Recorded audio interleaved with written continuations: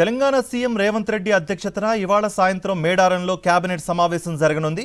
మేడారం హరిత హోటల్లో మంత్రివర్గం భేటీ కానుంది. మేడారం మాస్టర్ ప్లాన్పై కేబినెట్ భేటీలో చర్చించే ఛాన్స్ ఉంది. మేడారం జాతరను రాష్ట్ర పండుగగా ప్రభుత్వం గుర్తించినప్పటికీ ఇప్పటి వరకు సెలవుగా ప్రకటించలేదు. ఈ నేపథ్యంలో ఇవాల్టి కేబినెట్ సమావేశంలో మేడారం జాతరకు స్టేట్ హాలిడేపై నిర్ణయం తీసుకునే అవకాశం ఉంది.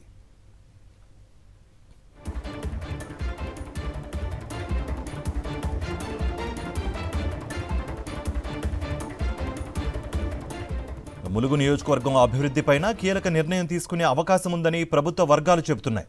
అలాగే మున్సిపల్ ఎన్నికల రిజర్వేషన్లపై డెడికేషన్ కమిషన్ ఇచ్చిన రిపోర్టుకు కేబినెట్ ఆమోదం తెలపనుంది. జిల్లాల పునర్వ్యవస్థీకరణపై రిటైర్డ్ జడ్జితో కమిషన్ ఏర్పాటుకు గ్రీన్ సిగ్నల్ ఇచ్చే అవకాశం ఉంది.